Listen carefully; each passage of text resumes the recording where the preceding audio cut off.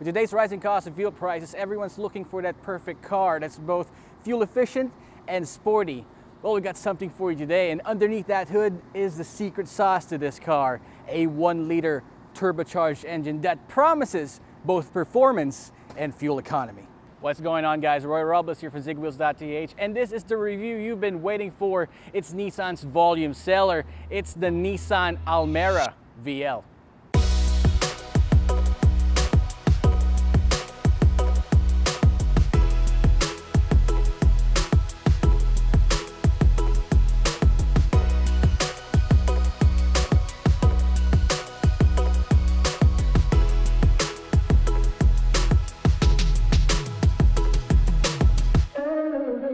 Starting with the front end of the Nissan Almera, it's got that iconic V-motion grille. But the funny thing about this V-motion grille on the Nissan Almera is that it carries over right over the hood here, creating an aggressive and sporty appearance. One thing that I do notice about this badge at front is it seems to have this tinted look in front of it. I don't know what Nissan's up to that, but at least it gives you that smoked vibe. Overall, these headlamps really look nice to it and matches the hood and the V-motion grille quite nicely, and it's got this arrow-shaped LED DRLs. It doesn't have any fog lamps, but in its place, it's got these blacked out vent design at the bottom right there that's nicely accented with this Nismo-looking front chin. Overall, the front end of the Nissan Almera is definitely amazing, definitely aggressive looking. And behind the grille, is that a cooler I see?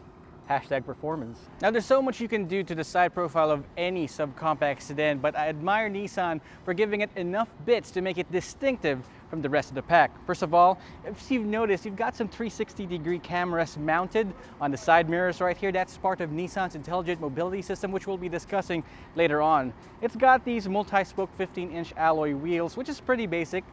One kink in the design has got to be this huge, abrupt kink on the C-pillar. I mean, check it out. It really gives it a more character to the side profile of the Nissan Almera, and if you notice, this part right here gives it a more fastback design. Might give it a hint of a little bit of a GDR, you think? Maybe? It's quite a stretch, I think. Design continuity continues at the rear end of the Nissan Almera, as it features the same arrow-shaped elements for the tail lamps here. One thing that I find interesting is, of course, this bottom section. You see this carbon fiber look for the lower lip. Now, one thing that I also seem off about, maybe in my book, is this black lining around the LED tail lamps. Probably looks aftermarket to me, like some other guys who would install this into their tail lamps and headlamps, but Nissan went ahead and put it there anyway because it knows that its audience will be putting that right there. Now, it's also got this turbo badge right here to let you know that you're definitely driving a stututu turbo type of car. Now, if you lift the hood here, you got lots of space inside for all your stuff. Unfortunately, it does not have 60/40 split. I wonder what the overall look of the rear would look like if it had a ducktail spoiler of sorts, but maybe you'd like to look at the N Sport, which we'll be looking at next time probably. So inside the Nissan Almera VE, definitely see a lot of nice things that are improvements over the previous model. First of all, one thing that's going to greet you right up is that D-shaped steering wheel. It's not leather wrapped, but it's nice and chunky and very comfortable to hold. And yeah, the overall design's really ergonomic, which is kind of uncharacteristic of Nissans of old, and I really appreciate. It's also got these nice bits, these carbon fiber looking details in the interior.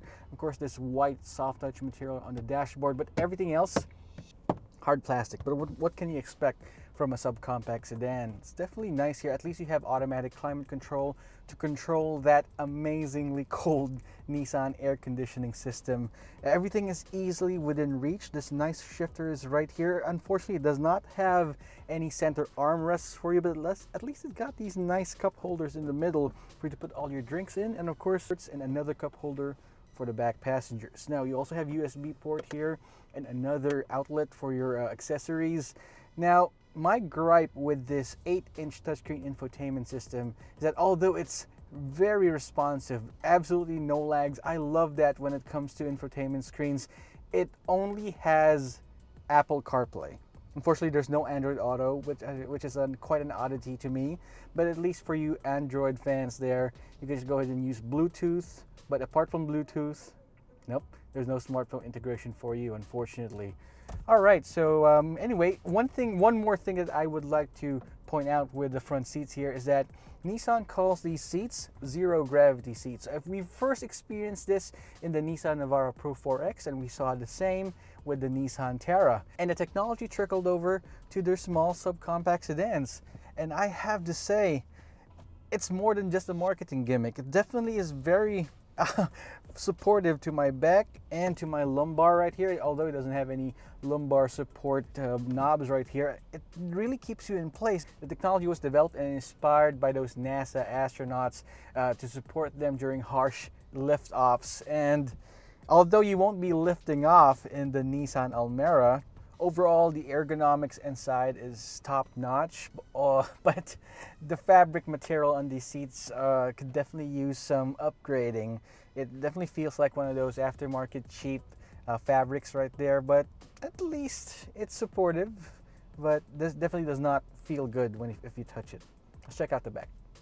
All right, one thing that I really love about the Almera in the previous model is the space it gives. Right now, take note, I'm sitting in my optimum driving position, which is chill back type driving with the seats low and back.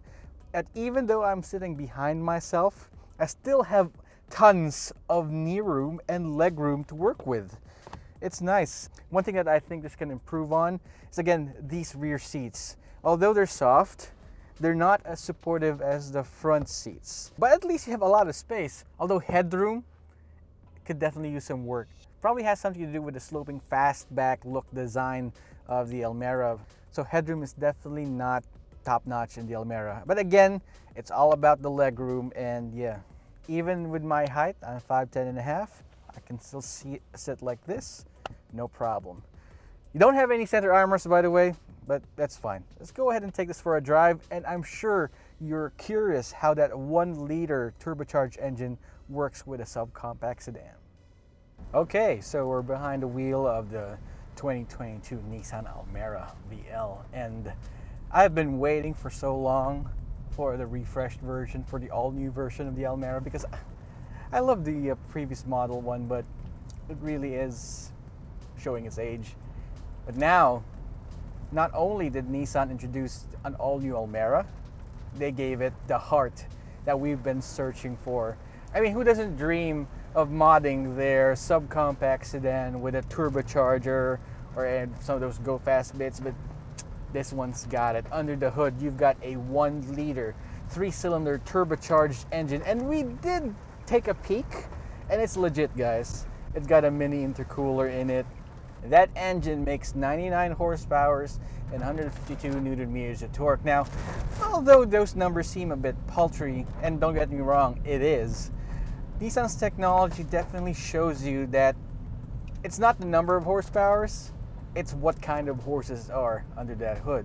And thanks to that turbocharged engine, power comes in pretty early, which is perfect for city driving. Suspension-wise, you've got your typical McPherson struts up front and your typical torsion rear suspension bar. And you also got front disc brakes and rear drum brakes. Let's talk about that steering. Like I said, this is one of my favorite types of steering wheels right here, this D-shaped sporty steering wheel, and I'm glad that this particular design has trickled over to subcompact sedans, particularly in the Nissan Almera. Now, the electronic power steering is definitely helpful when it comes to city driving, but for me, I prefer a little bit more feedback in my steering, which this particular unit definitely does not give me.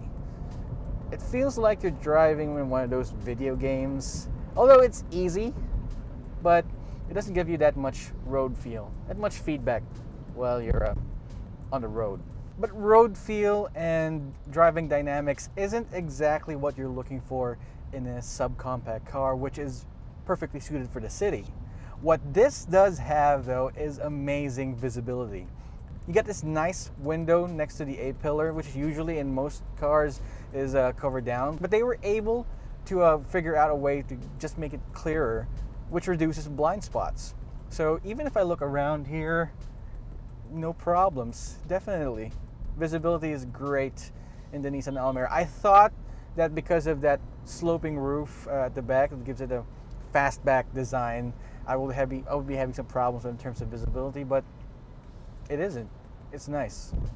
And of course that transmission, it's got a CVT mated to that 1-liter 3-cylinder turbocharged engine. And unlike most CVTs out there, which kind of seems a bit confused on what to do and what you want to do whenever you drive, it seems to be well mated to that engine, and of course it's well connected to you and the throttle, and instantly reacts to whatever you want to happen.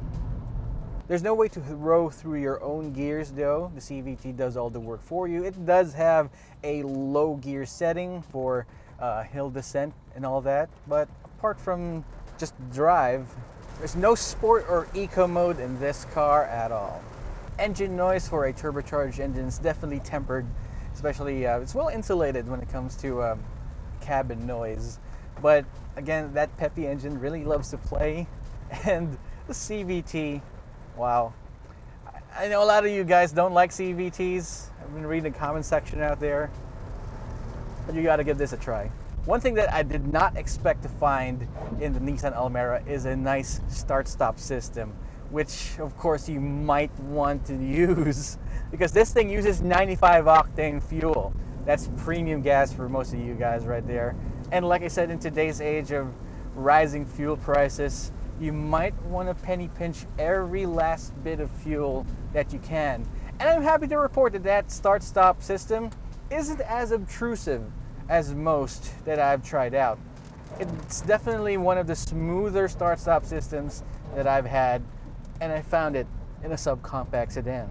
So while we're at stop, I'd like to take advantage to talk about the NVH levels while we're at idle. Usually 3-cylinder engines have that natural coarseness to it when it's at idle because of the unbalanced nature of 3 cylinders, but you can barely feel it inside. I could have sworn that this is a 4-cylinder engine, although at times you still feel that shakiness coming from the engine, but it's not as much as other 3 cylinders out there. But comfort levels are on par, and according to my picky passenger in the back, it's maybe on par with most subcompact sedans out there. It's not particularly, smooth. It's not a luxury car anyway. You don't hear the rattles out there. You don't hear the bumps. So it's pretty comfortable. NVH levels while driving, see, you can barely feel that. You can hear it, but you can barely hear that. NVH levels is all right. I know you guys must be asking, how's the fuel economy in the Nissan Almera? And yeah, how does 9 kilometers per liter in the city and 14 to 15 kilometers per liter in the highway sound like? I'd say that's nice, especially with a CVT. I wonder what the manual version would be like, mated to that 1-liter 3-cylinder engine. Probably leave us a comment in the comment section down below if you want us to review that manual version as well. For safety features, you've got your standard dual airbags, ABS with the electronic brake force distribution, seat belts, isofix anchors. But one thing that the Nissan Almera has over the competition is, unlike most subcompact sedans out there, with just basic features, it actually has Nissan Intelligent Mobility. It's got your 360-degree camera, forward collision warning, emergency braking, and moving object detection system, which pretty much covers you when it comes to safety features. I mean, usually you'd find those safety features in more expensive cars, but Nissan was able to fit in all those features in their entry-level subcompact sedan, which is amazing. Good job, Nissan.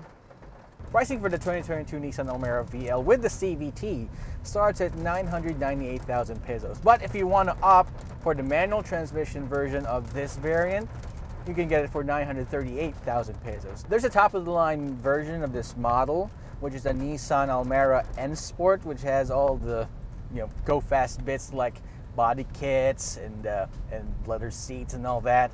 But that will cost you 1,098,000 pesos.